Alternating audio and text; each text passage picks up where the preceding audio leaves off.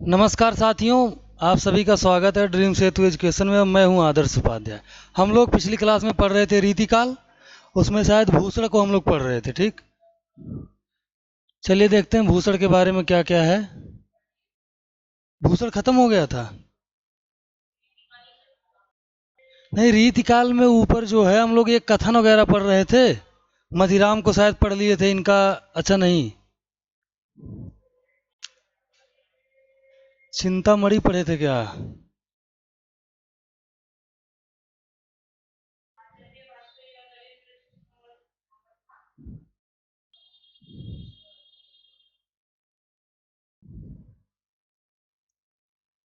यहां तक तो हो गया था। चलिए आगे है कि डॉक्टर नगेन द्वारा संपादित हिंदी साहित्य के इतिहास में उल्लिखित रीतिबद्ध कवियों का विभाजन निम्नलिखित तरीके से किया गया है। ठीक है, रीतिबद्ध जो कवि हैं उसमें नंबर एक है केशवदास। केशवदास,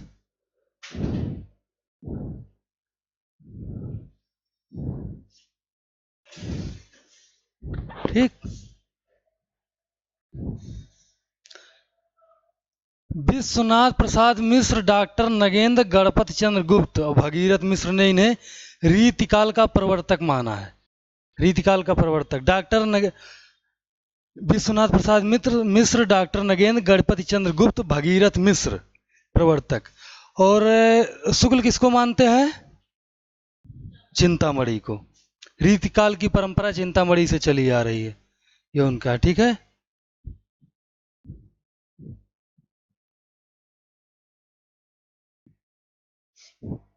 चलिए। रीतिकाल का सम्यक प्रवर्तन केशव दास द्वारा भक्ति काल में ही हो गया था। इसको छोड़िए, ये अच्छा कथन है, लिख लीजिए। विश्वनाथ प्रसाद मिश्र का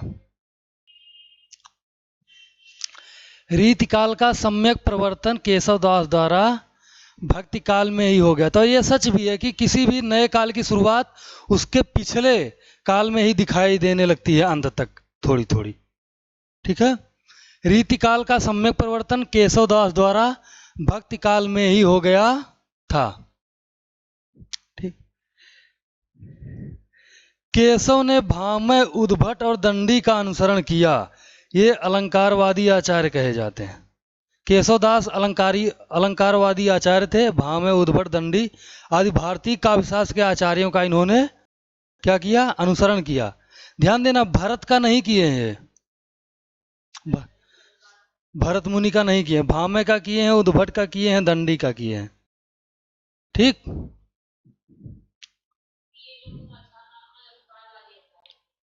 ये रसवादी में है। चलिए, केशवदास निम्बार्क संप्रदाय में दीक्षित हुए थे। इनका उपनाम वेदांती मिश्र था। हिंदी के प्रथम सर्वांग निरूपक आचार्य केशवदास थे। हिंदी के प्रथम सर्वांग निरूपक आचार्य कौन थे? केशवदास। हिंदी के प्रथम सर्वांग निरूपक आचार्य केशवदास थे। कवि प्रिया की रचना इंद्रजीत सिंह की प्रेमिका गणिका प्रवीण राय को शिक्षा देने के लिए की गई थी। ये वाला उस दिन भी हुआ था। चलिए, कवि प्रिया की रचना इंद्रजीत सिंह की प्रेमिका गणिका प्रवीण राय को शिक्षा देने के लिए। ठीक, काव्य शास्त्र की दृष्टि से केशवदास की कवि प्रिया, रसिक प्रिया, नक्सिक और छंदनमाला प्रमुख रचनाएं हैं। इन्होंने अलंकार को काव्य का प्राण किसने कहा है? और कठिन काव्य का प्रेत किसको कहा जाता है? कठिन काव्य का प्रेत केशवदास।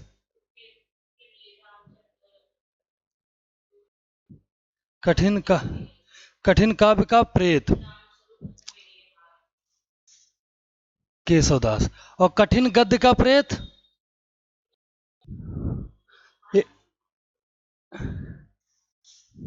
लिखिए इसको, उसी के साथ ही गद्य का भी लिख लीजिए, याद हो जाएगा। कठिन गद्य का प्रेत, कठिन गद्य का प्रेत अज्ञेय। ये किसने कहा? ये तुम मुझे ध्यान नहीं, लेकिन कठिन गद्य का प्रेत इन्हीं को ही कहा जाता है। ये तो रामस्वरूप चतुर्वेदी है, उसका देखना पड़ेगा। इनको शायद बच्चन सिंह ने कहा क्या, शायद। चलो लिख लिया अज्ञे का। चिंतामणि, अब आगे पढ़ते हैं केशवदास के बाद चिंतामणि। चिंतामणि त्रिपाठी रसवादी आचार्य माने जाते हैं। लक्षण निरूपण में चिंतामणि द्वारा प्राय मम्मट का अनुसरण किया गया है। ऊपर वो किसका किसका किए थे, भामह, उद्भट और दंडी का, और ये चिंतामणि मम्मट। ठीक है। मणि, मणि जो थे किसका किए, मम्मट का। ठीक। इन्होंने अलंकारों का प्रयोग रसोत्कर्ष के लिए किया तथा अपने काव्य में कवित्व और सवैया छंद का प्रयोग सर्वाधिक रूप से किया है।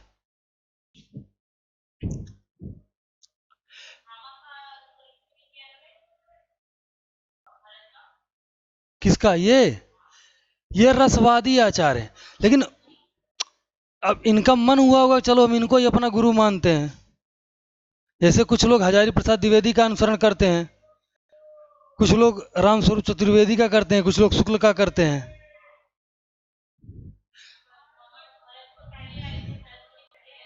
हाँ, भरत सबसे पहले आचार्य तो भरत मुनि हैं, लेकिन वो रसवादी आचार्य माने जाते हैं। लेकिन उन्होंने जो लिखा है नाट्य शास्त्र, क्या नाम है,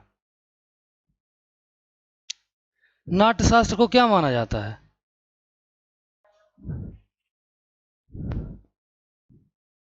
पंचम वेद। ये भी क्वेश्चन आया हुआ है यूजीसी नेट में। ठीक। तो ये नाट्य शास्त्र मतलब इसमें नाटक का वर्णन और बाकी सारी चीजें शास्त्र का भी बात बताते हैं। और ये जो है ये खाली रस पे चर्चा करते हैं। तो ये चीजें हो सकती हैं, ऐसा मुझे मतलब मेरा ऐसा मानना है। इन्होंने अलंकारों का प्रयोग रसोत्कर्ष के लिए किया तथा अपने काव्य में काव्य और कवित्व सवैया छंद का सर्वाधिक प्रयोग किया है। चलिए, चिंतामणि को री चिंतामणि को रीति काव्य का होगा, ये को इधर आ गया है, नहीं किया, चलो भूल गया होगा, कर दूंगा आज। चिंतामणि को रीति काव्य का स्वभाव मानते हैं। चिंतामणि रीति को काव्य का स्वभाव मानते हैं। नहीं समझ में आया? चिंतामणि रीति को काव्य का स्वभाव मानते हैं। वर्णो रीति स्वभाव जो वृत्त वृत्ति सी मृत। ये तिकवापुर जिला कानपुर के रहने वाले थे और 4 भाई थे। ये छोड़िए,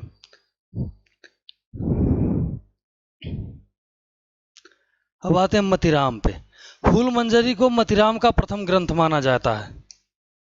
फूल मंजरी को मतिराम का प्रथम ग्रंथ स्वीकार किया गया है। ठीक। किंतु डॉक्टर बच्चन सिंह ने रसराज, फूल मंजरी, रसराज, ललित ललाम, ये सारे इनके ग्रंथ हैं।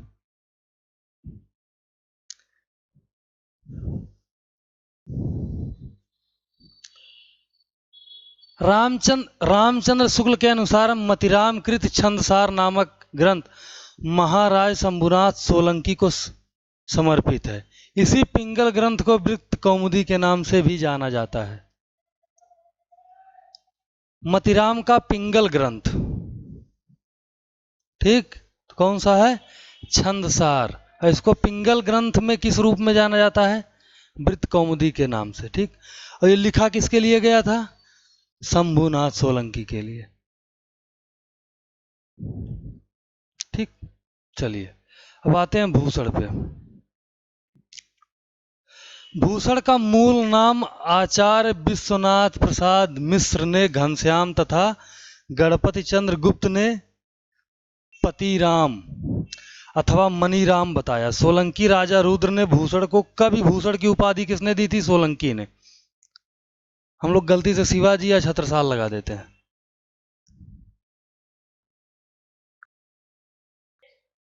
हाँ, नहीं अभी का नहीं कह रहा हूँ, मतलब ये कह रहा हूँ कि जैसे ये ज्यादा तारीफ तो उन्हीं की ही किए हैं, शिवाजी, शिवा को बखानो की बखानो छत्रसाल को। तो हमको लगता है कि ये सोलंकी कहाँ से आ गए। रीतकालीन कवियों में राष्ट्रीय स्वर के कवि, रीतकाल में राष्ट्रीय कवि कौन है, तो ये। और आधुनिक काल में,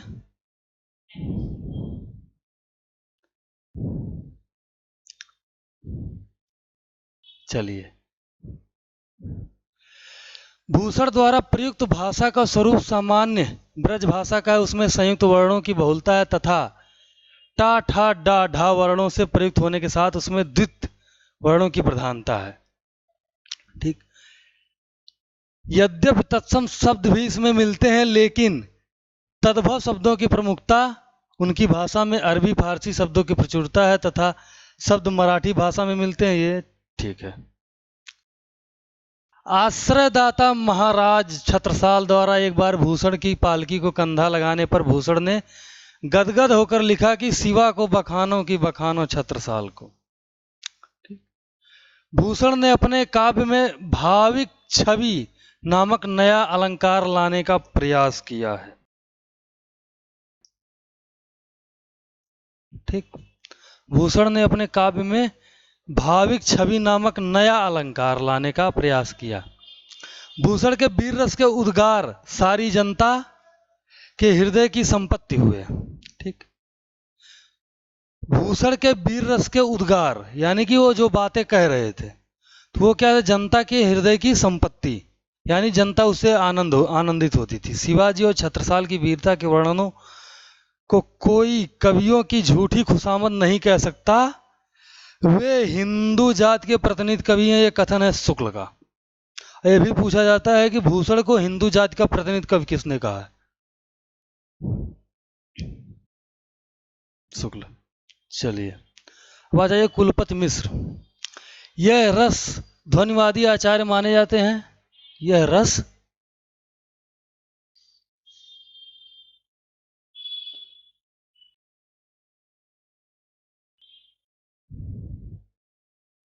रसवादी होना चाहिए, रसवादी और ध्वनिवादी।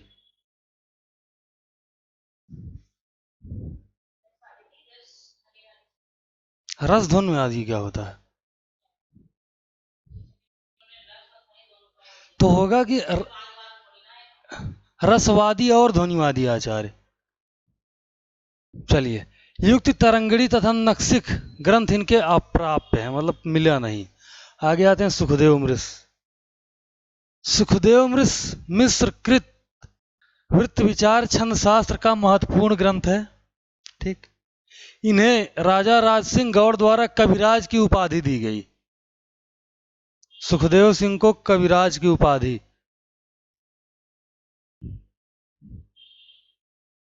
कविराज की उपाधि किसके द्वारा दी गई है,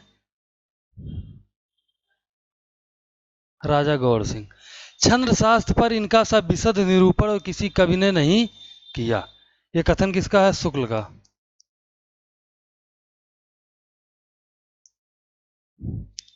चलिए, देव, देव का पूरा नाम देवदत्त है। कविवर देव की ख्याति आचार्य एवं कवि दोनों रूपों में की गई है। ठीक। देव हित हरिवंश के अनन्य संप्रदाय में दीक्षित हुए थे। हित हरिवंश अनन्य संप्रदाय।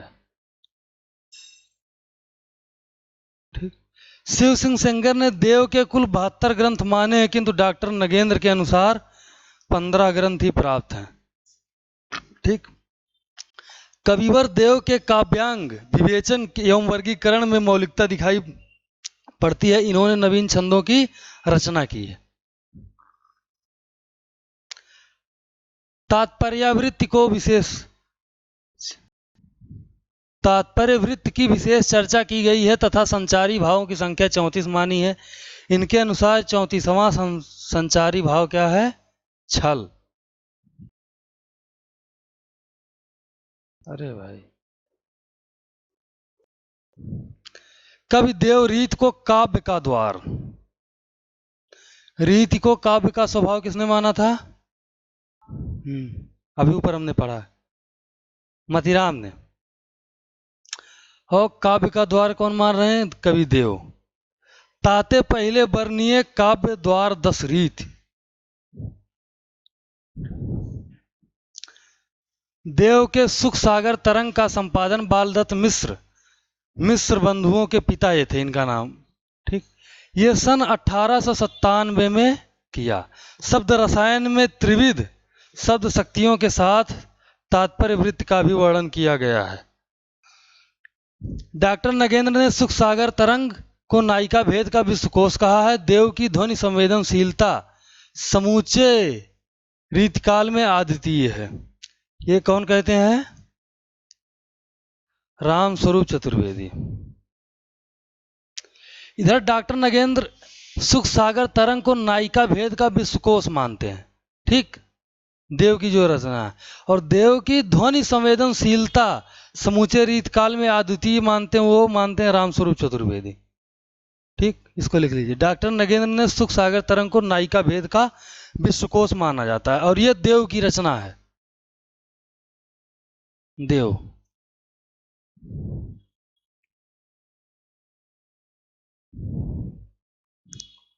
यह देव की रचना। ठीक,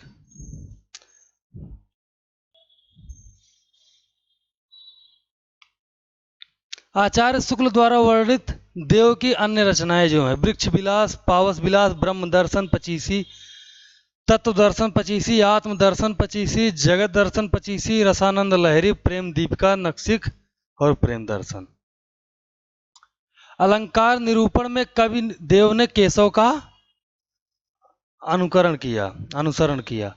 नायिका भेद की रचना वाले कवियों में देव का ऊंचा स्थान है। आगे आते भिखारी दास। भिखारी दास कृत कौन? वृक्ष विलास, पावस विलास, तत्व दर्शन। तत्व दर्शन में ही प्राकृतिक रचना आ जाएगी आपका। नहीं नहीं,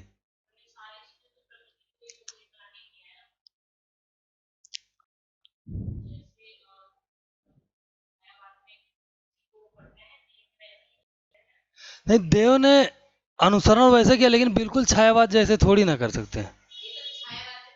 हाँ,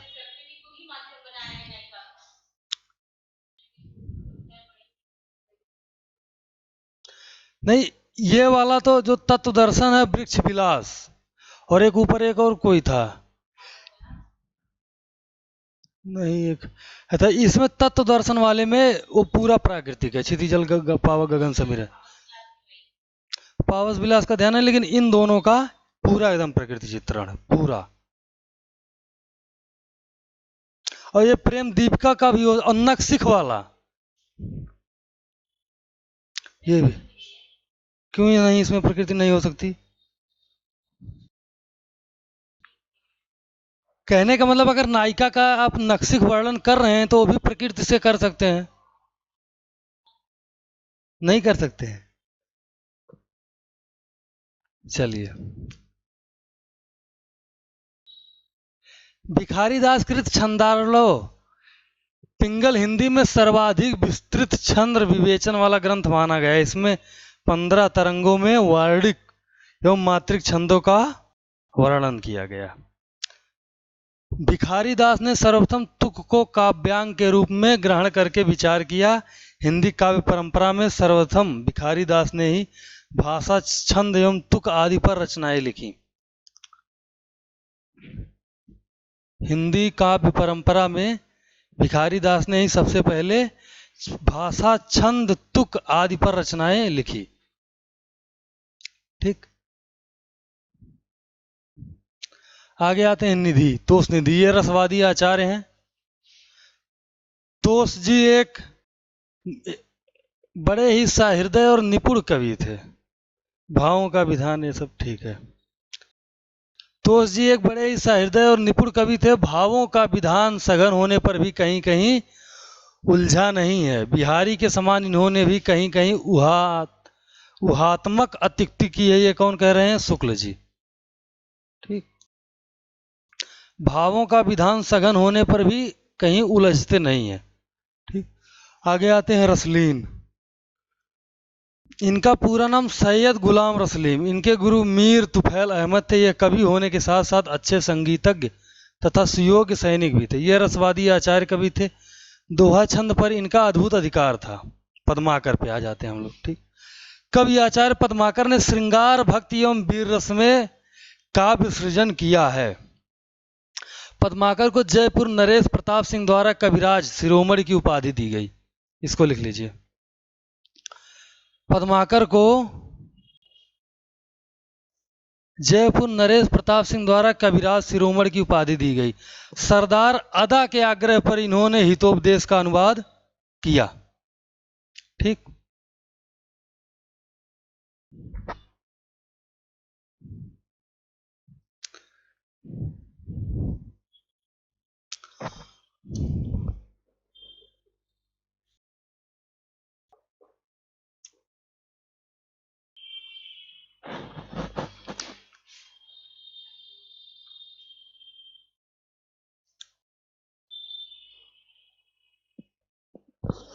चलिए। पद्माकर ने अपने काव्य में होली एवं अन्य त्योहारों का वर्णन रस विभोर होकर किया है। ये भी होली वाला आया है। रीत काल में किसने होली और हिंदू त्योहारों का वर्णन ज्यादातर किया है। ठीक। चलिए। सेनापति पाद, इन्हें रीतकालीन कवियों में प्रकृति वर्णन की दृष्टि से अद्वितीय कवि माना जाता है। रामचंद्र शुक्ल, ये बड़े ही सहृदय कवि थे। ऋतु वर्णन तो इनके जैसा और किसी श्रृंगारी कवि ने किया नहीं। ठीक। सेनापति में श्लेष चमत्कार देखने को मिलता है। आ जाते हैं बिहारी लाल पे। बिहारी इस काव्य धारा के सबसे महत्वपूर्ण कवि हैं। बिहारी का समय मुगल शासन के वैभव का काल माना जाता है। सब ठीक है। बिहारी के गुरु नरहरि दास। ठीक।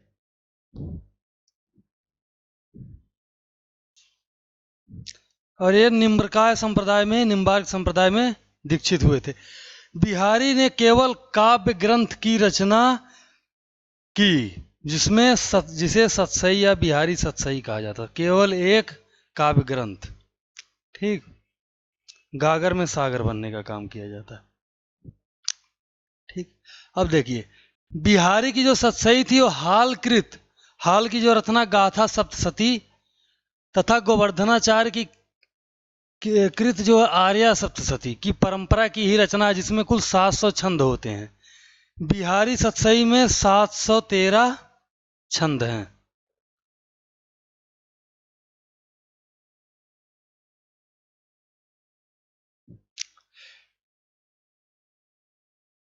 बिहारी सतसई, इस पे यहां ध्यान दीजिएगा। हाल की जो रचना है गाथा सप्तशती प्राकृत में रची गई, तथा गोवर्धन आचार्य की जो रचना है आर्या सप्तशती, ये संस्कृत की रचना है। इसी परंपरा की सप्तशती से इनका सतसई निकला। ठीक। इसमें कुल 700 छंद होते हैं। बिहारी सतसई में लगभग 600 दोहे श्रृंगारिक है। ठीक। अमरूकृत अमरूक शतक का प्रभाव भी बिहारी सतसई पर माना जाता है। ठीक। लेकिन ये दोनों बहुत ज्यादा इंपॉर्टेंट, गाथा सप्तशती और आर्या सप्तशती, इसी परंपरा में बिहारी ने बिहारी सतसई की रचना की है।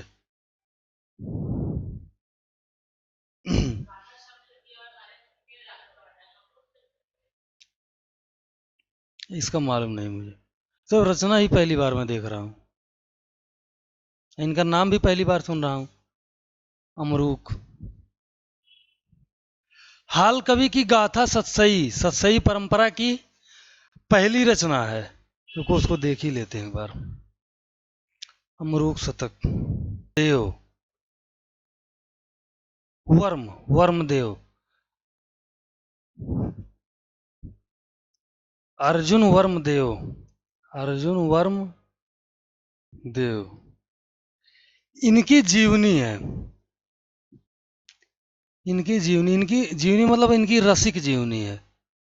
अब रसिक जीवनी क्या है कि इन्होंने अपने जीवन में जैसे मान लीजिए जो प्रेमिकाएं आई या बाकी सारी चीजें उस वर्मदेव वर्मदेव वर्म वर्म वर्म, ठीक।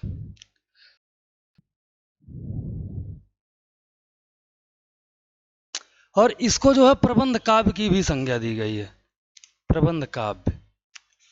और इसका शुद्ध नाम है अमरूक शतकम। तो इसीलिए तो कह रहा हूँ पहली बार ध्यान में मतलब दिखा। हाल की गाथा सतसई परंपरा की पहली रचना है।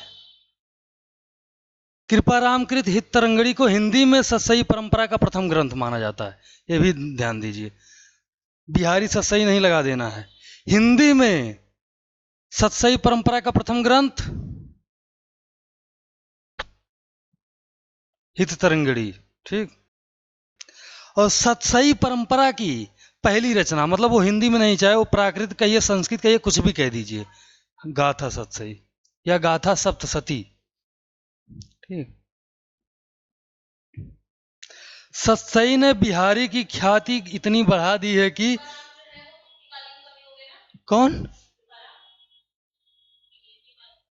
हाँ नहीं ये भक्ति काल में ही आते हैं लास्ट में। मतलब जब वह छिटपुट रचनाएं मिलने शुरू हो गई थी रीतिकाल की, ठीक। हित तरंगड़ी में भी नायिका भेद वगैरह का पूरा है। श्रृंगारिक वो क्या नाम है, छंद आपको ज्यादा मिलेंगे, प्राकृतिक छंद भी मिलेंगे। नहीं नहीं ऐसा कुछ नहीं है। कल मैं शुक्ल पढ़ रहा था, उसमें कुछ बड़ा एक सुंदर चीज मिला था भक्ति काल के प्रकरण 4 में। मैं सोचा था बुक लाऊंगा लेकिन भूल गया। भाषा को लेके था।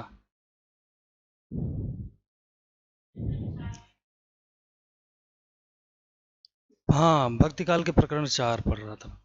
सतसई में बिहारी की ख्याति इतनी बढ़ा दी है कि सतसई शब्द का अर्थ बिहारी सतसई हो गया, ठीक। बिहारी सतसई पर 50 से अधिक टीकाएं लिखी गई। इनके पुत्र कृष्णलाल ने ब्रज भाषा सवया छंद में टीका लिखी है। इनकी कविताओं में चमत्कार की कितनी क्षमता है यह जॉर्ज ग्रियर्सन के इस कथन से पता चलता है, पूरे यूरोप में एक भी कवि बिहारी की बराबरी नहीं कर सकता। पूरे यूरोप में बिहारी सतसई के समकक्ष कोई रचना प्राप्त नहीं होती, ठीक। बिहारी को रामचंद्र शुक्ल ने रसवादी तथा डॉक्टर नगेंद्र ने, इसको लिख लीजिए, ध्वनिवादी माना है।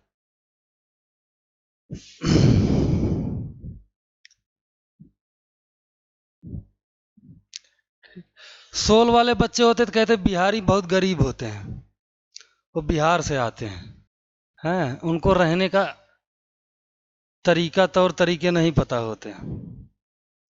बिहारी को राधाचरण गोस्वामी ने पीयूष वर्षी मेघ, मतलब ऐसा बादल जो अमृत की वर्षा करता, ठीक, तथा रेवरेंड एडविन ग्रीव्स ने शब्दों का चतुर प्रयोक्ता मात्र कहा है, इसको लिख लीजिए। बिहारी को राधाचरण गोस्वामी ने पीयूष वर्षी यानी कि अमृत की वर्षा करने वाला बादल तथा रेवरेंड एडमिन ग्रीव्स ने शब्दों का चतुर प्रयोक्ता मात्र कहा है, ठीक। जैसे उनको क्या नाम है, कबीरदास को वो कहे, हजारी प्रसाद द्विवेदी जी बाड़ी का डिक्टेटर, कि भाषा जैसे बनी तो बनी, नहीं तो उसको दरेरा देकर चल।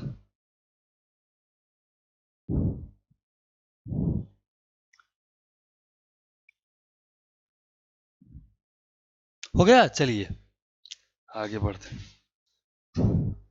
अब आते हैं आलम। आचार्य शुक्ल ने अपने इतिहास में 2 आलम माने हैं, एक अकबर के समसामयिक मतलब उसके समकालीन जो थे, दूसरा औरंगजेब के पुत्र मुअज्जम के आश्रित। शुक्ल ने प्रेमाख्यानक, अच्छा उस टाइम ये था कि जैसे मान लीजिए एक ही नाम के कई राजा भी होते थे, एक ही नाम के कई कवि होते थे, इसका और सबके आगे द्वितीय तृतीय लगता था। इसका कारण पता है आपको क्यों ऐसा होता था?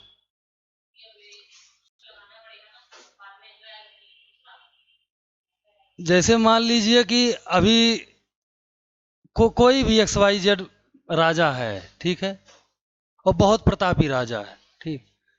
और उसका पुत्र भी कुछ भी नाम, वाई नाम रख दीजिए। ये बेचारे बहुत प्रतापी और एकदम बढ़िया राजा हैं, और चारों तरफ इनके दुश्मन हैं, लेकिन वो इनसे जीत नहीं पा रहे हैं। ठीक। या इनकी प्रसिद्धि इतनी है कि इनके जो है दुश्मन या इनके प्रतिद्वंदी जो है वो उसके नीचे दब जा रहे हैं। तो इनकी जब मृत्यु होती है उसके उपरांत इनका जो उत्तराधिकारी, चाहे भतीजा, बेटा, कुछ कोई भी हो, तो वो अपना नाम एक्स द्वितीय रख लेता था।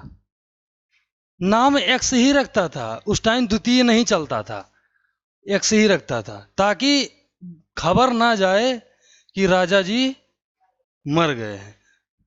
ये, और फिर वो इतिहास में द्वितीय तृतीय ऐसे ऐसे करके हो जाता।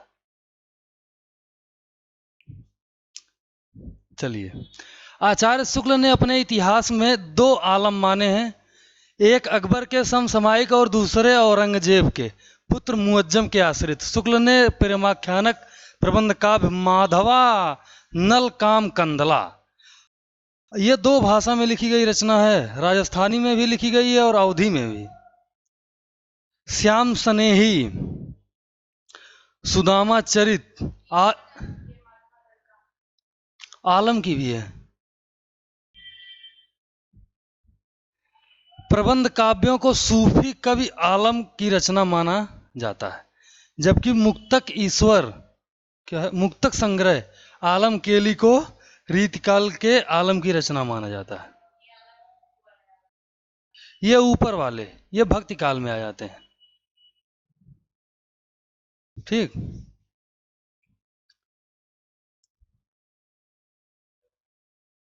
क्या हुआ, समझ नहीं आ रहा है क्या?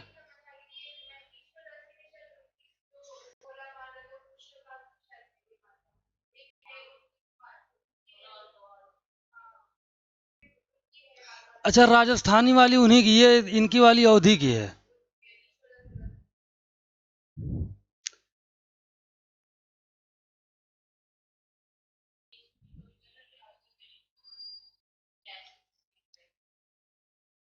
चलिए, आचार्य विश्वनाथ प्रसाद मिश्र ने माना है कि दोनों आलम एक ही व्यक्ति थे, और शुक्ल ने माना है दोनों अलग अलग थे। ठीक। आलम केली मुक्तक संग्रह के रचयिता ही रीति मुक्त धारा के आलम माने गए हैं। आलम जाति के ब्राह्मण थे जो शेख नाम की रंगरेजिन से विवाह करके मुसलमान गए, इनको और कोई काम नहीं मिला था।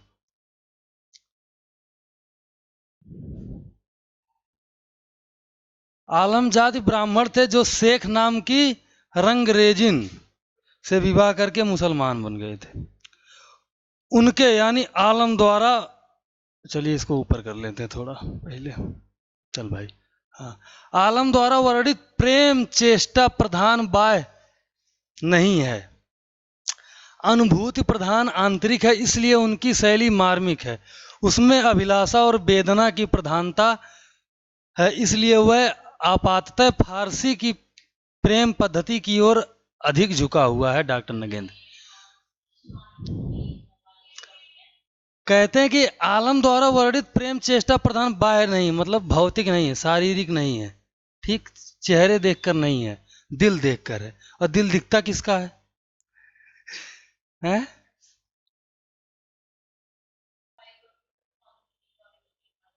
अरे लिख दिया जाता है भाई। मतलब आप ये बताइए, निराकार ब्रह्म से आप प्रेम कैसे कर सकते हैं? जो कहते हैं कि हमारा प्रेम सच्चा, हम दिल से करते, दिल से प्रेम कैसे होता है? किसी का दिल दिखता है? वो एक कोई कवि, उसका शेर बड़ा बढ़िया है कि दिल दिखता किसका है।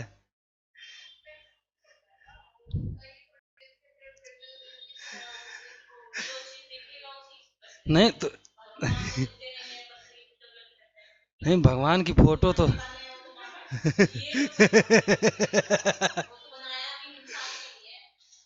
नहीं नहीं, ऐसा जरूरी नहीं, बहुत सारी चीजें भगवान की नहीं, भगवान से लगाव होता है, प्रेम अलग चीज। नहीं नहीं, मैं जैसे कहता ना कि दिल देख के प्यार करो, तो दिल दिखता किसका है? दिल कैसे देखोगे?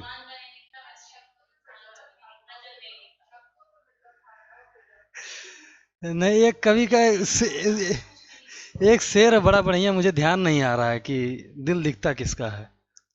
चलिए, अनुभूति प्रधान आंतरिक है। और यही हाल उनका घनानंद का है। उनको भी किताबों में बता दिया गया कि एकदम आंतरिक प्रेम कर रहे हैं। ये बताइए, इनकी प्रेमिका राजा के सामने नाच रही है और उससे आंतरिक प्रेम कर रहे हैं। वाह।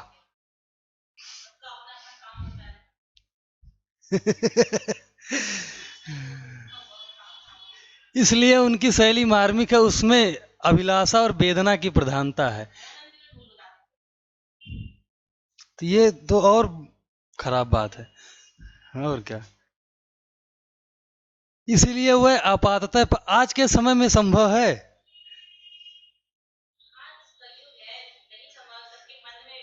कलयुग तब भी था। नहीं, हाँ, उस समय की जो एक चीज कह सकते हैं कि जो लोगों की सोच थी आज से बहुत ज्यादा अच्छी थी, बहुत ज्यादा। अभी तो किसी दूसरे का मैसेज आ जाता है तो उतने में ब्रेकअप हो जाता है, हो जा रहा है। हाँ।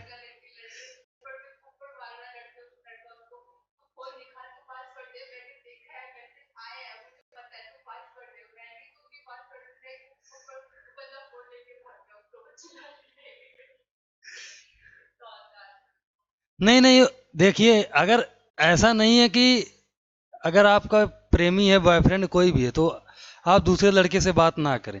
दोस्त हो सकता है, आपका क्लासमेट हो सकता है। नहीं, बिल्कुल, लेकिन ये भी कभी कभी होता है ना कि जैसे मान लीजिए कि सामने वाला लड़का कुछ अदर वे में आपसे बात कर रहा हो, आप सोच रहे हैं मैं अपने हिसाब से हैंडल कर लूं, उसको ना बताऊं। कई बार ये सारी चीजें होती हैं कि बॉयफ्रेंड को पता ना चले, मैं उसको डांट दूं या ब्लॉक कर दूं, या एक दो दिन में समझा दूं। एक बार प्यार से समझा दो, फिर गाली दे दो। बहुत सारी चीजें होती। तो उस चक्कर में भी कई बार होता है, तूने मुझसे बताया क्यों नहीं। ठीक। और आजकल ऐसा हो भी रहा है, लड़कों भी एक के चक्कर में नहीं रहते हैं, लड़कियां भी एक के चक्कर में नहीं रहती। चलिए, अब आते हैं।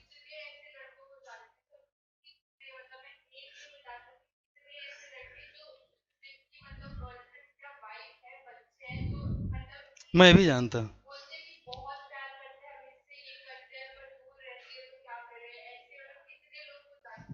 या आई नो।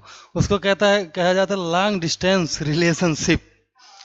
लेकिन वो ये ना कि मोहब्बत एक ऐसी चीज है ना जो always connected to nearest device. नहीं, जो भी कह लीजिए। लेकिन आज की जो है, मतलब आज की जो जनरेशन है लॉन्ग डिस्टेंस वाला। पता, मेरा एक दोस्त है, वो यहाँ रहता है, उसकी गर्लफ्रेंड गांव में रहती है। वो अभी हो गया ब्रेकअप उसका। ये इधर दूसरे सेट था, उधर दूसरे से वो सेट थी है, और जाते थे, मतलब कभी कल जाते थे मिलने।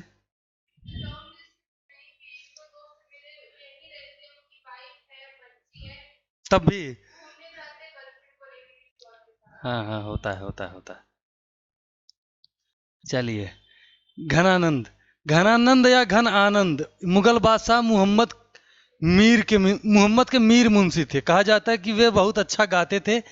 एक बार दरबार में बादशाह के निवेदन पर इन्होंने टाल मटोल की, किंतु अपनी प्रेमिका आहा सुजान के अनुरोध पर इन्होंने गाना स्वीकार कर लिया। ये होती है बात ना कि हमारे लिए कर दो। ठीक। ये अपनी तन्मयता से गाते हुए सुजान की ओर। मैं एक आपको वो सुनाता हूँ। मेरा एक दोस्त बहुत अच्छा लिखता है इलाहाबाद का। उसकी कुछ शेर सुनाता हूँ, अभी कल ही। सुनिए तो।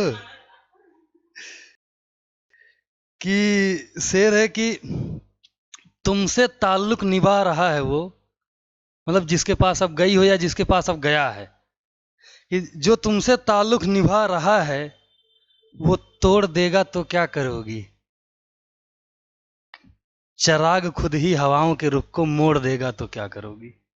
और सुनिए, घड़ा ये अपना बचाओ खुद ही।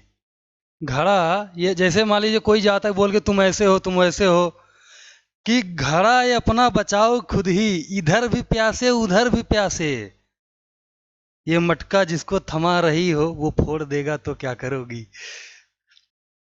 कि ये नवाजी पे दिल ये नवाजी पे तुम न जाओ, मकाम आदम का जानती हो। आदम मतलब कि जो दुष्ट लोग होते हैं, जो हमको बोल के गई हो कि ये नवाजी पे तुम न जाओ, मकाम यानी मुकाम, मकाम आदम का जानती हो।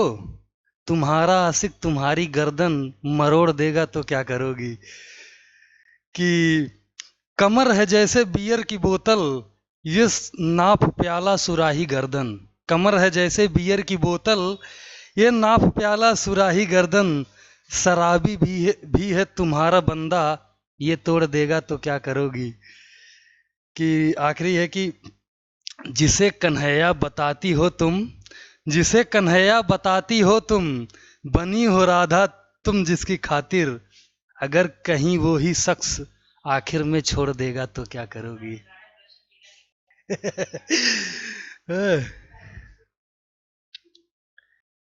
ये बहुत बढ़िया लिखता है, बहुत बढ़िया लिखता है, बहुत शानदार।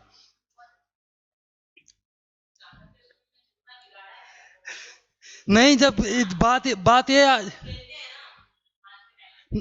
ये बहुत गलत। जैसे मान लीजिए कोई लड़का है और उसकी दो चार सारी गर्लफ्रेंड है। नहीं, बात तो हम लोग यही कहते हैं एकदम कृष्ण कन्हैया बने फिर रहे हो। ठीक है, मारते हैं, लेकिन कृष्ण भगवान तो युद्ध भी करवाते थे। कृष्ण भगवान को पूरी गीता याद है, तुमको भी याद है। जब पता है जब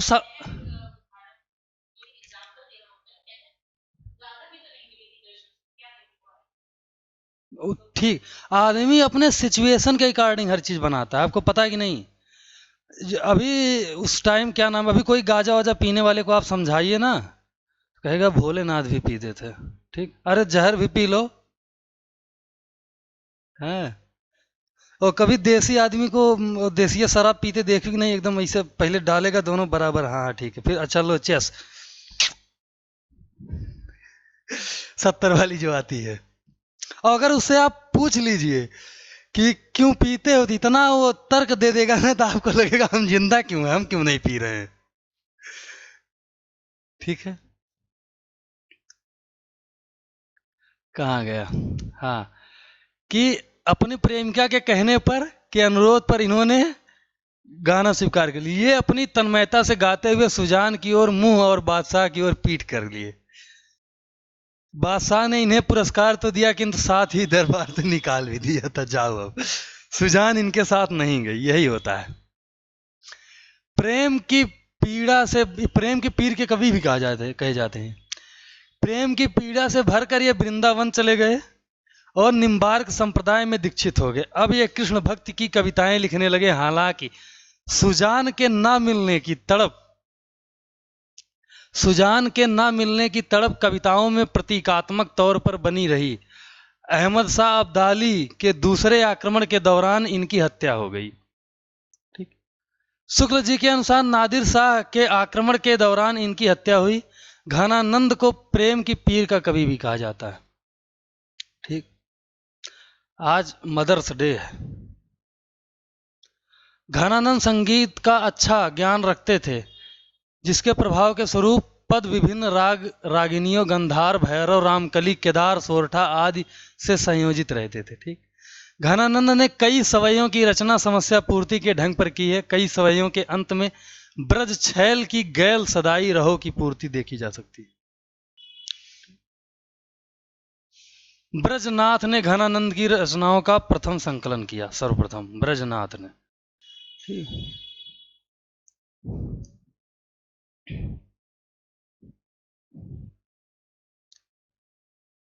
भारतेंद्र हरिश्चंद्र ने घनानंद की रचनाओं का संग्रह सुंदरी तिलक शीर्षक से प्रकाशित कराया। घनानंद की रचनाओं का संपादन भारतेंद्र हरिश्चंद्र ने किस शीर्षक से किया, तो सुंदरी तिलक।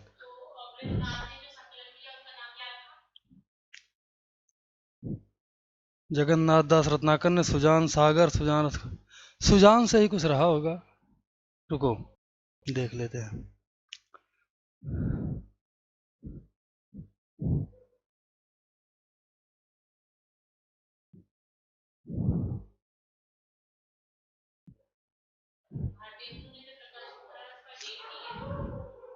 नहीं, सुंदरी तिलक शीर्षक से प्रकाशित करवाया कि रचना को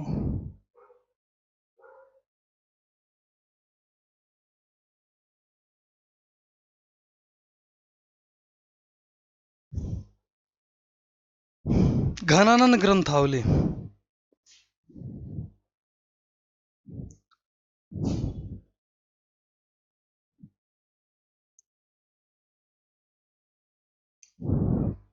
चलिए, जगन्नाथ दास रत्नाकर ने 1954 में सुजान सागर नाम से इनकी रचनाओं का संग्रह प्रकाशित करवाया।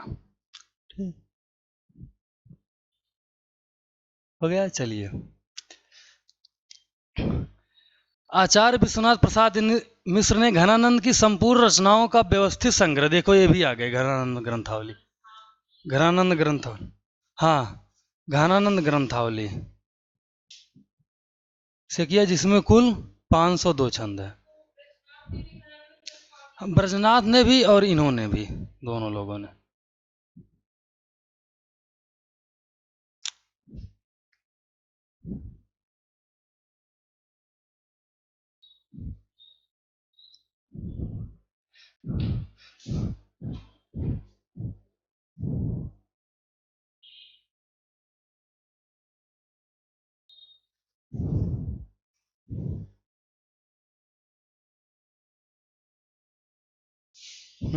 दोनों का। चलिए, रीतिकाल की बौद्धिक विरहानुभूति, निष्प्राणता और कुंठा वातावरण में घनानंद की पीड़ा की टीस सहसा हृदय को चीर देती है और मन सहज ही मान लेता है कि दूसरों के लिए किराए पर आंसू बहाने वालों के बीच यह एक ऐसा कवि है जो सचमुच अपनी ही पीड़ा में रो रहा है। रामधारी सिंह दिनकर।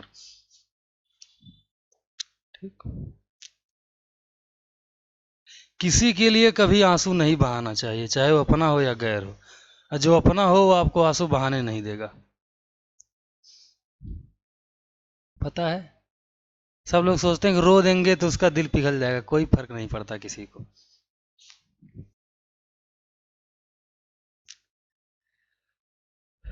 चलिए, घनानंद प्रेम की यातना के कवि हैं, इसीलिए ब्रजनाथ ने कहा है कि समुझे कविता घनानंद की ही आखिन, समुझे कविता घनानंद की ही आखिन नेह पीर तकी। प्रेम का ऐसा आवेग ना ठाकुर में है ना बोधा में। आवेग की यह प्रखरता सांसारिक नियमों का बांध तोड़ फोड़ देती है। कहीं इसमें बेचैनी, तड़प और विह्वलता की प्रलय कारणी झंझा है, झंझावात यानी कि तूफान, और कहीं विषाद का गहनतम मौन यानी कि यातना की चरम परिणति। बच्चन सिंह। घनानंद यातना के कवि, इसीलिए ब्रजनाथ ने कहा समुझे कविता घनानंद। ठीक, कहीं इसमें बेचैनी, विहलता और प्रलय काल की, बच्चों में जो हमेशा बेचैनी रहती है हर चीज जानने के लिए, और हर चीज तोड़ते फोड़ते रहते हैं, जब तक एक बार मोबाइल पटक नहीं देंगे तब तक उनके समझ में नहीं आता। तो बच्चन सिंह। ठीक, घनानंद की भाषा सरल और स्वाभाविक है, जिसमें लक्ष्यार्थ और व्यंग्यार्थ प्रधान है। वासुदेव सिंह। आगे आते हैं बोधा। बोधा का नाम बुद्धिसेन, पन्ना नृप खेत सिंह ने इनका उपनाम बोधा रखा। बोधा भी घनानंद की भांति प्रेम की पीर की कवि हैं। बोधा के अधिकांश कवित्व सवैया प्रेमिका सुभान, उनकी सुजान थी, इनका सुभान। ठीक, आलम की रंगरेजिन।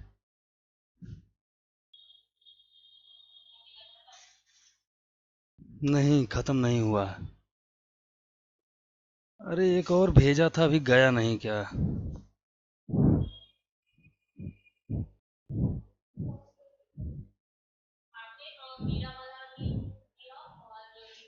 एक बार मैसेज डाल देना जो जो नहीं मिला है। नहीं नहीं नहीं नहीं, ऐसा बात नहीं है। एक बार असल में ध्यान से उतर जाता है ना।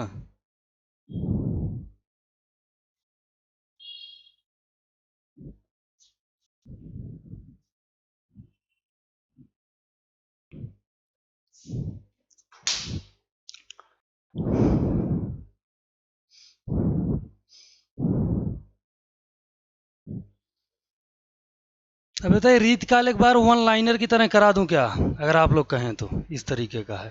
अरे भाई खुल।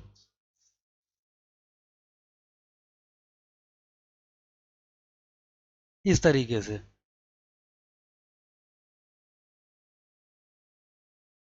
चलिए, एक पहले आप लोगों को कविता सुनाता हूँ माँ के ऊपर, मैंने लिखा था पिछले साल। आज मदर्स डे है, बढ़िया। तो फिर उसके बाद हम लोग शुरू करते हैं।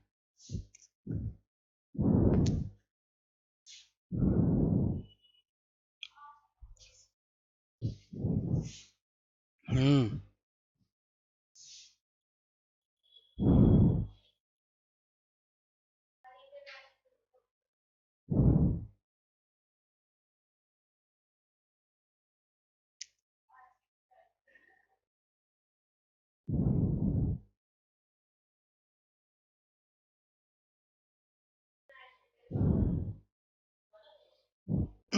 हाँ चलिए, सुनिए।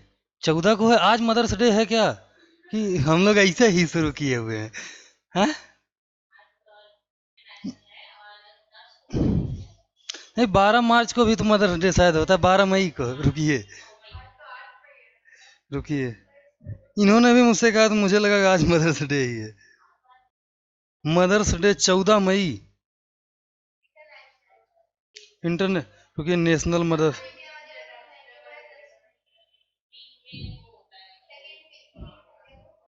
14 मई ही आ रहा है,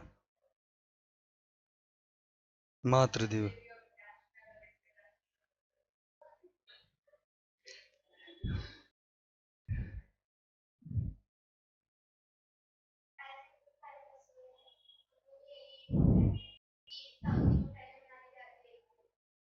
14 मई की हो? 14 मई को, अभी आज 8 है, 6 दिन पहले ही हम लोग। असल में ऊपर से मेरी मम्मी का फोटो दिखा तो मुझे लगा वही रिवाइज कर रहा है।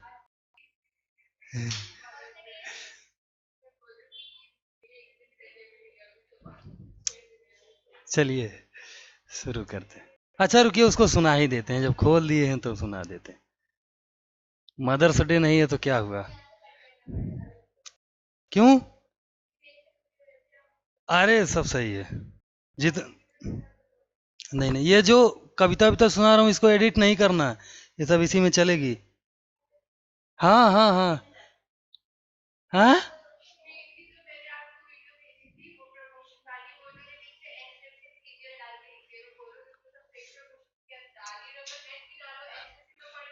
अच्छा, जो यूट्यूब पे डाले हैं क्या, मैं ध्यान नहीं दिया।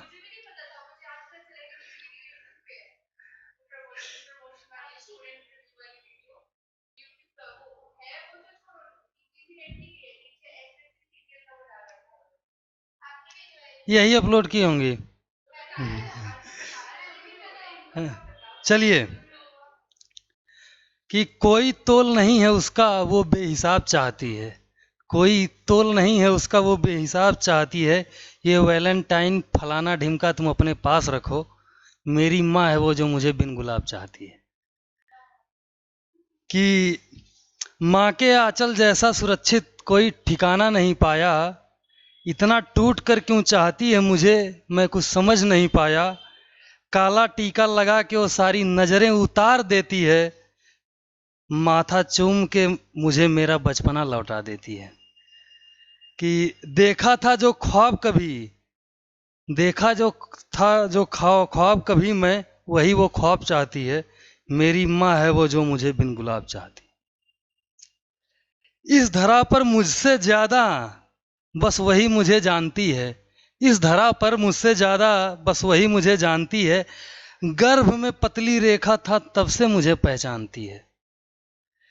कि किसी के साथ में पूरा रिश्ता तो किसी के साथ में आधा है, पर माँ के साथ मेरा रिश्ता 9 महीने ज्यादा है। मेरे लिए पिता से नहीं का, जैसे अभी कोई बात कहो तो पापा बहुत जल्दी ना कर देते, लेकिन मम्मी मना लेती है। कि मेरे लिए पिता से नहीं का हाँ में जवाब चाहती है, वो मेरी माँ है जो मुझे बिन गुलाब चाहती है। चलिए। सही बात है। चलिए, रीतिकाल का नामकरण और उसके प्रस्तोता। अंधकार काल रमाशंकर शुक्ल रसाल भगीरथ मिश्र। कलाकाल जॉर्ज गिरसर रामचंद्र शुक्ल मिश्र बंधु। नहीं नहीं नहीं, गलत हो गया। अंधकार काल त्रिलोचन, कलाकार रमाशंकर शुक्ल रसाल भगीरथ मिश्र। रीतिकाल जॉर्ज गिरसन शुक्ल। अलंकृत काल मिश्र बंधु या अलंकार काल। और श्रृंगार काल विश्वनाथ प्रसाद मिश्र। ठीक, चल भाई ऊपर चल। ठीक, अब प्रवर्तक और प्रस्तोता। आचार्य विश्वनाथ प्रसाद मिश्र कृपाराम को मानते हैं। ठीक, डॉक्टर नगेंद्र केशवदास और रामचंद्र शुक्ल चिंतामणि को।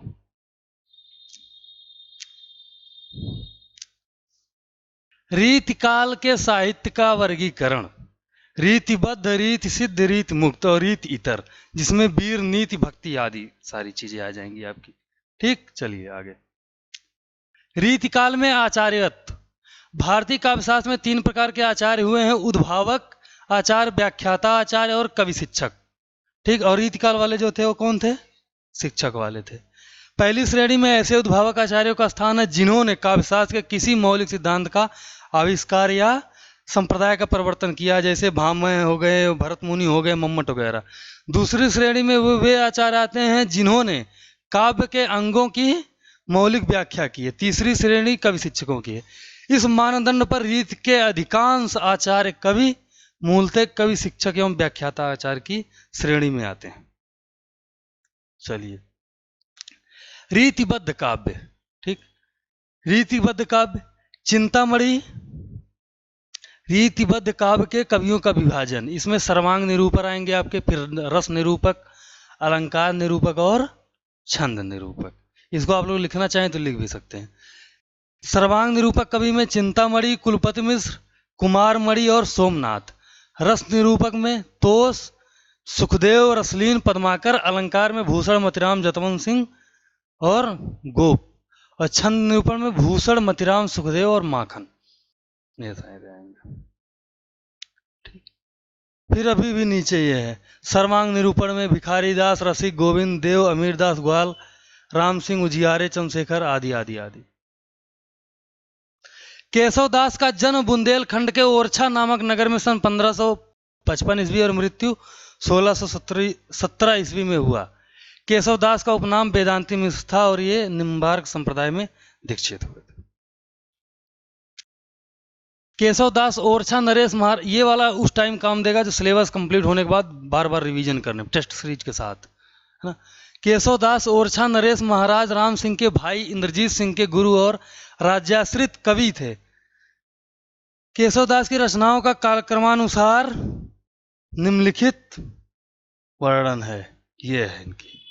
ठीक, रसिक प्रिया, रामचंद्रिका, कवि प्रिया, रतन बावनी, वीर सिंह, देवचरित, विज्ञान गीता, जहांगीर जसवंतिकार, छद्ममाल। और इसका इधर है विशेषता क्या क्या क्या इसमें वर्णन है। सन से तो अब पूछना ही बंद कर दिया, कालक्रम से पूछना बंद कर दिया सबका, कि आप कालक्रम की दृष्टि से सबको सुमेलित कीजिए। ठीक, ये ज्यादा पूछता वर्णन। इसमें वर्णन क्या है, या तो 4 पंक्ति दे देगा, उसका 4 वो दे देगा, क्या नाम है, एग्जाम्पल बोलेगा, इसमें से कौन सा गलत है। ठीक, एक रील आता है उस पर, क्या नाम, इंस्टाग्राम पे 4 सुंदर सुंदर लड़कियां रहती हैं, उसमें बोलता है इसमें से एक को ना करना है, किसको करें। तो फिर नीचे आता थोड़ी देर बाद कि ऐसे ही एग्जाम में कुछ क्वेश्चंस भी आते हैं।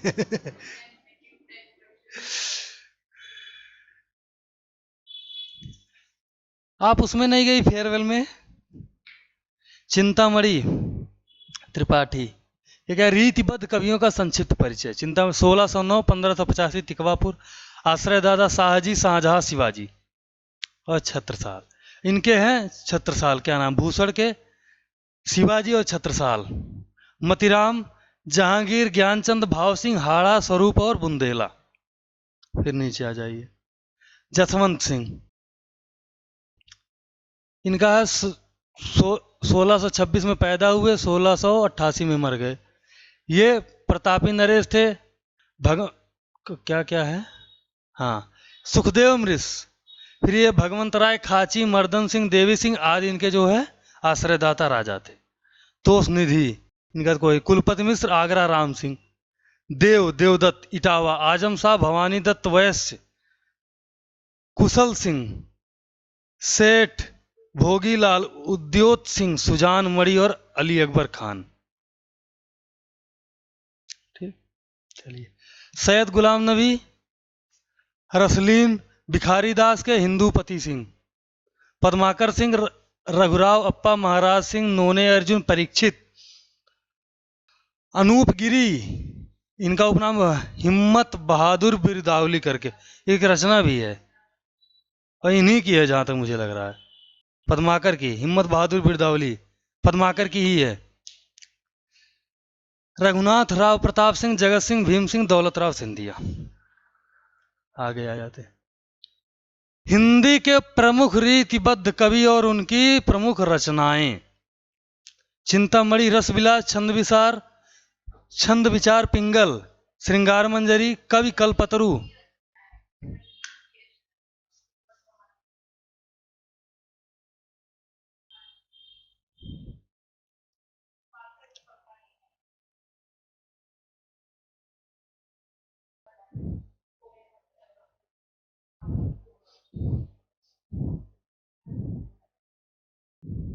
पद्माकर की। चलिए, चिंतामणि, रसविलास, छंद विचार, पिंगल, श्रृंगार मंजरी, कवि कल्पतरु, कृष्णचरित, काव्य विवेक, काव्य प्रकाश, कवित्व विचार और रामायण। कुलपति मिश्र, रस रहस्य, संग्राम सार, युक्ति तरंगड़ी, नक्सिक द्रोण पर्व, कुमार मणि, रसिक रंजन, रसिक समाज, देव भाव विलास, भवानी विलास, काव्य रसायन। ठीक, सोमनाथ, रस पीयूष निधि, श्रृंगार विलास। देखिए, भाव विलास, भवानी विलास और वहीं साथ में आ जाए श्रृंगार विलास तो भी लगेगा देव का है। ये लोग काम भी ऐसा ही किए हैं। ठीक, असुजान विलास आएगा सबको लगेगा घनानंद का है। ठीक, सोमनाथ, रस पीयूष निधि, श्रृंगार विलास, कृष्ण। लेकिन बहुत हिम्मत की बात है कि अपने प्रेमिका का नाम लेके रचना कर देना, बहुत बहुत बड़ी बात है। नहीं, छोड़ दिए तो इसका क्या मतलब है कि अब उसका नाम लेके प्रचार थोड़ी करे। छोड़ने, अगर वो आपके साथ है तब उसका नाम लेके अब कुछ लिख रहे हो तो ठीक है, कोई दिक्कत नहीं। अच्छा, छोड़ के चली गई उसके बाद नाम लेके लिखना बहुत बड़ी बात, बहुत ज्यादा हिम्मत चाहिए अंदर। कृष्ण लीलावती, पंचाध्यायी, सुजान विलास, माधव विलास, भिखारी दास, रस सारांश। आप स्टेटस नहीं लगा सकते उसके साथ। रस सारांश, काव्य निर्णय, श्रृंगार निर्णय, छंदाड़व पिंगल, शब्द नाम कोश, विष्णु पुराण भाषा, शतरंज सतिक, रसिक गोविंद, रसिक गोविंद दास पिंगल, रसिक गोविंद युगल, रसमाधुरी, समय प्रबंध, लक्ष्मण चंद्रिका, अष्टदेश, प्रताप शाही, व्यंगार्थ कौमुदी, ये कई बार पूछा गया है व्यंगार्थ कौमुदी, काव्य विलास, देखो यहां भी विलास आ गया, जयसिंह प्रकाश, श्रृंगार मंजरी, श्रृंगार शिरोमणि, अलंकार चिंतामणि, काव्य विनोद, जुगल नक्सिक, मतिराम, फूल मंजरी, लक्षण श्रृंगार, साहित्य सार, रसराज, ललित ललाम, वृत्त कौमुदी, ये कई बार पूछा गया इनका। ठीक, सत्सई और कृष्ण भट्ट देव, श्रृंगार रस माधुरी, अलंकार कलानिधि, कालिदास त्रिवेदी, वारव धूवि विनोद, वार वधु विनोद और राधा माधव बुद्ध मिलन विनोद, कालिदास हजारा, जसवंत सिंह भाषा भूषण। भाषा भूषण हमको कई बार लगता है कि उनका भूषण का है, लेकिन ये पूछा भी गया है कई बार। जसवंत सिंह, अपरोक्ष सिद्धांत, अनुभव प्रकाश, आनंद विलास, सिद्धांत बोध, सिद्धांत सार। अब देखिए आते हैं नीचे भूषण। ठीक, शिवराज भूषण, शिवा बावनी, छत्रसाल दशक।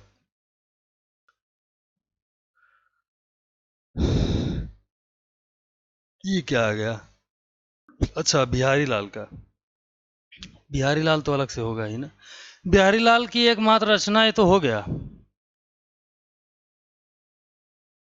सतसैया के दोहरे ज्यो नाविक के तीर, देखन में छोटे लगे बेधें सकल शरीर। एक ही बात है, जैसे है कि ये सब ताड़न के अधिकारी, सकल ताड़ना के अधिकारी, और उस पर इतना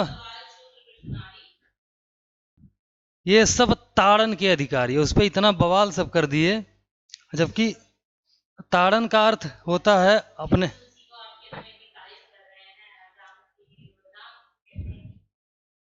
तो तुलसी ने गलत उसमें क्या लिखा भाई? ढोल गंवार शूद्र पशु नारी, ये सब ताड़न। ताड़न मतलब क्या होता है? ये कौन कह दिया आपको? सुनिए, किस भाषा में रची गई है रामचरितमानस? अवधि में आप जाओगी तो, जैसे मान लीजिए अभी कोई कहीं जा रहा है, बात सुनिए। अभी जैसे मान लीजिए पिताजी बाहर जा रहे हैं, तो कहेंगे गैया भैंसिया तन की ताड़े रहो। ताड़े रहो मतलब देखत रहो, देखते रहना, उस पर नजर बनाए रखना। तो ढोल, उस पर भी नजर, अगर आप नहीं बनाएंगे, उसको नहीं सही करेंगे तो सही से बजेगी नहीं टाइम पे। ठीक। ढोल गंवार यानी कि अनपढ़ जो है, उस पर भी नजर बनाए रखें, कुछ भी गलत कर सकता है। शूद्र, जो शूद्रों वाला काम करे। पशु, जानवर। नारी, कहा जाता है कि भोजन भजन खजाना यारी, ये सब हैं पर, पर्दा के अधिकारी। स्त्री को हमेशा नजर में रखना चाहिए।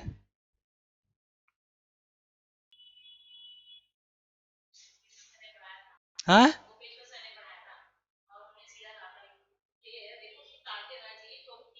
वो तो कहेंगे ना, वो तो कहेंगे ही, वो तो इस तरफ के हैं ना, वो तो कहेंगे ही। मेरी एक बार एक टीचर से, हाँ, तो अब हुए होंगे मुझे जहां तक अंदाजा है। नहीं मतलब अब झुका हुआ होगा, जैसे बहुत लोग।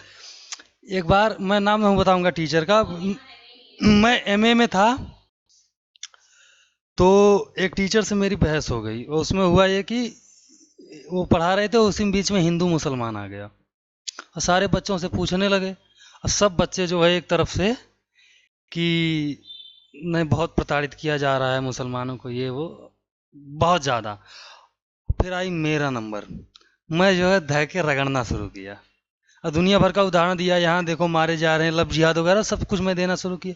तो मेरी बात को अपवाद बोलने लगे कि मतलब तुम जो कह रहे हो अपवाद है। हम कहे अच्छा, तो आप जो कह रहे हो सही है, मैं जो कह दूं अपवाद है, ये थोड़ी कोई बात होती है।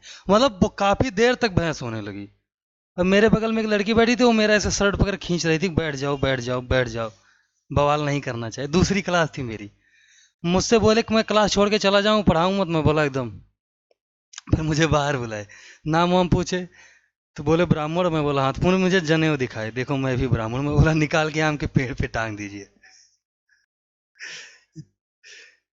ठीक है। तो हालांकि वो मतभेद मुझसे रखते हैं, मन भेद नहीं रखते हैं, ये चीज उनका बहुत अच्छा है। जॉर्ज गिरेसन के अनुसार यूरोप में बिहारी सतसई के समकक्ष कोई रचना नहीं। बिहारी सतसई पर हिंदी में 50 से अधिक टीका प्राप्त हैं। बिहारी लाल के पुत्र कृष्णलाल कवि ने बिहारी सतसई की टीका सर्वप्रथम सवैया छंद में ब्रजभाषा में रची। अरे बीजेपी सरकार नहीं होती तब तक वो पता नहीं कहाँ होती, कहीं वीसी वीसी बन गए होते। ठीक। ये तो इनकी टीकाएं हैं, सब ऐसे ही पढ़ लीजिएगा आप, ये तो पूछता नहीं। बिहारी सतसई का अन्य भाषा में किया गया अनुवाद पंडित परमानंद ने किया, श्रृंगार सप्तशती नाम से, संस्कृत भाषा में। और मुंशी देवी प्रसाद ने किया प्रीतम गुलदस्त बिहारी। ठीक नहीं, इनका नाम ही है मुंशी देवी प्रसाद प्रीतम, यहां तक है। और गुलदस्त बिहारी रचना का नाम है, उर्दू नाम से। बिहारी लाल के समस्त दोहों की संख्या 719, कहीं 716 मिलेगी, कहीं अभी पीछे 713 मिली थी, तो इस पे ज्यादा है। जगन्नाथ दास रत्नाकर ने इनकी दोहों की संख्या 13 माना, 713। अब रीति सिद्ध पे आते हैं। रामचंद्र शुक्ल ने बिहारी के संबंध में निम्नलिखित बात लिखी है कि बिहार श्रृंगार रस के ग्रंथों में जितनी ख्याति और जितना मान बिहारी सतसई का हुआ, उतना और किसी का नहीं हुआ। इसका एक एक दोहा हिंदी साहित्य का एक एक रत्न है, माना जाता है। यदि प्रबंध काव्य, ये भी कई बार पूछा गया है, प्रबंध काव्य एक विस्तृत वनस्थली है तो मुक्तक एक चुना हुआ गुलदस्ता। ठीक, मतलब कि प्रबंध काव्य जो बड़ा होता है वो पूरी एक बगीचा है, और तो जो मुक्तक जो है, जो छोटे छोटे दोहे हैं, वो एक गुलदस्ता है। लीजिए, आई लव यू। जिस कवि में कल्पना की समाहार शक्ति के साथ भाषा की समाहार शक्ति जितनी अधिक होगी उतनी ही वह मुक्तक की रचना में सफल होगा, यह क्षमता बिहारी में पूर्ण रूप से वर्तमान थी। बिहारी की रसव्यंजना का पूर्ण वैभव उनके अनुभवों के विधान में दिखाई पड़ता है।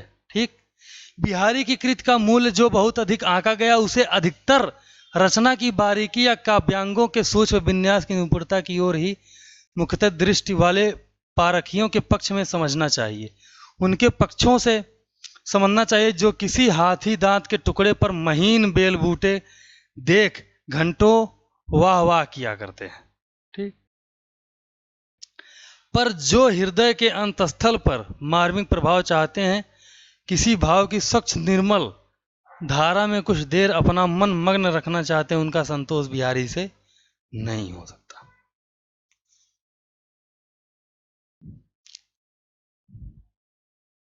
आ जाओ। वृंद का पूरा नाम वृंदावन था। इनका जन्म मेड़वे में हुआ। इनके पिता का नाम श्री रूप। वृंद के आश्रयदाता औरंगजेब तथा किशनगढ़ के राजा राज सिंह थे। वृंद की प्रमुख रचनाएं निम्नलिखित हैं। कहाँ गई ये? 12 मास क्या हुआ? 12 मासा भाव पंचाशिका नयन पचीसी पवन पचीसी श्रृंगार शिक्षा यमक सत्सई। ठीक, 12 मासा 12 महीनों का वर्णन। 12 मासा का शुरुआत कहाँ से होता है, किस महीने से? अरे भाई, किस महीने से शुरुआत होता है? शाबाश। आषाढ़ से। चैत बैसाख वाला याद हुआ?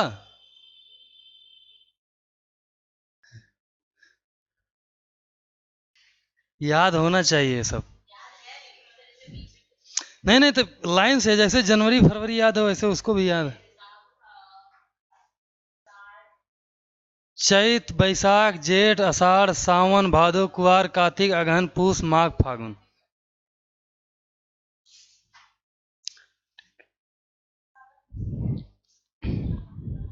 श्रृंगार के विभिन्न भावों का वर्णन। इसमें भाव पंचाशिका में नयन पचीसी नेत्रों के द्वारा प्रकट विभिन्न भावों का वर्णन। पवन पचीसी। ठीक, श्रृंगार शिक्षा में आभूषण एवं श्रृंगार के साथ नायिकाओं का वर्णन। एक तो सब बेचारे नायिका में परेशान थे, जितने थे सब। भोजपुरी वालों को देखो, एकदम पूरा पुरुष के सौंदर्य में गाना गाते हैं। बलमुआ के ही पिया।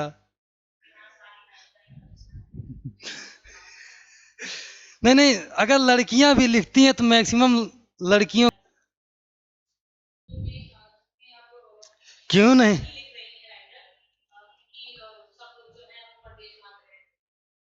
नहीं नहीं नहीं नहीं, ऐसा नहीं है।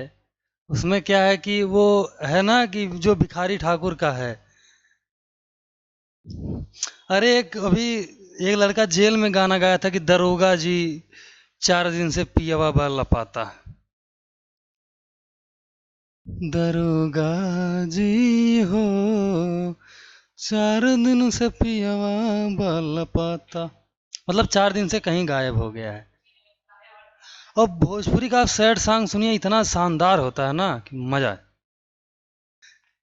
दो चार गाना अश्लील आ गया, सबको लगता है भोजपुरी बेकार है, लेकिन ऐसा है नहीं। उसका पवन ओवन सिंह का गाना जो सैड सॉन्ग गाते हैं, कितना जा तोहरों के हमारे उम्र लग जाए। ठीक, और वो है जाए चंदा, कितना बढ़िया गाना है रितेश पांडे का। क्लास के बाद। चलिए, सेनापति इनकी रचनाएं कवित रत्नाकर काव्य कल्पद्रुम बिहारी सतसई। ये भी सोच रहे हो कि कैसा मास्टर है, क्लास में पढ़ा रहा है गाना गा रहा है। रतन हजारा कई बार पूछा गया। रसनिधि पृथ्वी सिंह इनका नाम है। रीति मुक्त काव्य आलम, देखिए माधवानल काम कंदला अवधि भाषा में, ठीक। श्याम स्नेही रुक्मणी विवाह का वर्णन दोहा चौपाई, सुदामा चरित सुदामा की कथा आलम केल, प्रेम के संयोग वियोग पक्ष की भावनात्मक अभिव्यक्ति करने वाला मुक्तक काव्य, घनानंद वियोग वेली, इश्कलता प्रीतिपावस और प्रेम पत्रिका। इश्कलता में क्या, प्रेम के उदात्त स्वरूप का वर्णन, ठीक। प्रीतिपावस में वर्षा वर्णन, प्रेम पत्रिका श्री कृष्ण को संबोधित पद्य पत्र, ठीक। कृष्ण कौमुदी कृष्ण की लीलाओं का, अन्य रचनाएं इनकी जो है ये हैं सब। बोधा क्या, अरे सुजान सागर होकर संपादित ग्रंथ हैं, वो ऊपर हमने देखा नहीं है। हाँ, ये मूल रचना इनकी नहीं है, लेकिन नाम डाला है सुजान सुजान सुजान, सुजान मतलब जो बहुत प्यारी जान।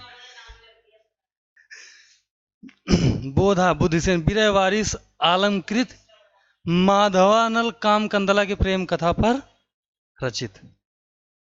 इश्कनामा, इश्कनामा, इस दोनों में कंफ्यूज नहीं होना, ठीक। ठाकुर, ठाकुर ठसक और ठाकुर शतक, ठीक। एक ही भैया है। शांति रहे, हाँ, याद रहे पूरा। घनानंद के संदर्भ में आचार्य शुक्ल की पंक्तियां, इनकी सी विशुद्ध सरस और शक्तिशाली ब्रजभाषा लिखने में और कोई कभी समर्थ नहीं हुआ। विशुद्धता के साथ प्रौढ़ता और माधुर्यता भी अपूर्व है, ठीक। प्रेम की पीर ही को लेकर इनकी वाणी का प्रादुर्भाव हुआ। प्रेम मार्ग का ऐसा प्रवीण और धीर पथिक तथा जबादानी का ऐसा दावा रखने वाला ब्रजभाषा का दूसरा कवि नहीं हुआ।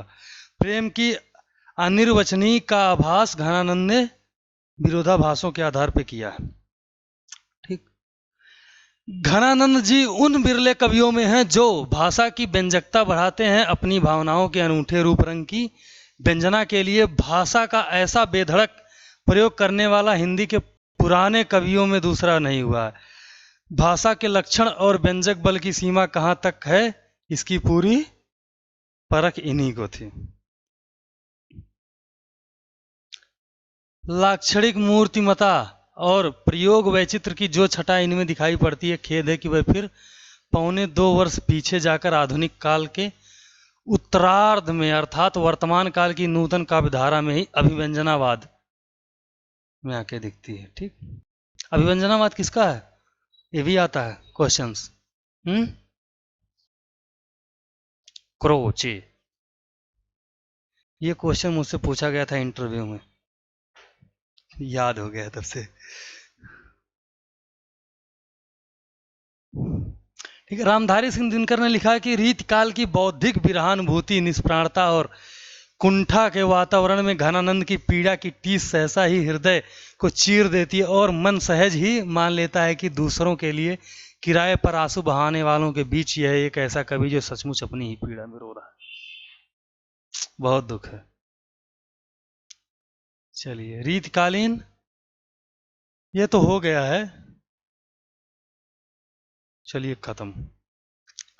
कल हम लोग करेंगे बिहारी और घनानंद विस्तार से, उसके बाद अगले दिन से वो शुरू करेंगे, जल्दी जल्दी खत्म करेंगे, क्या नाम है, आधुनिक काल, फटाफट, ठीक है। चलिए, thank you so much. Video को शेयर करिए, लाइक करिए, सब्सक्राइब करिए।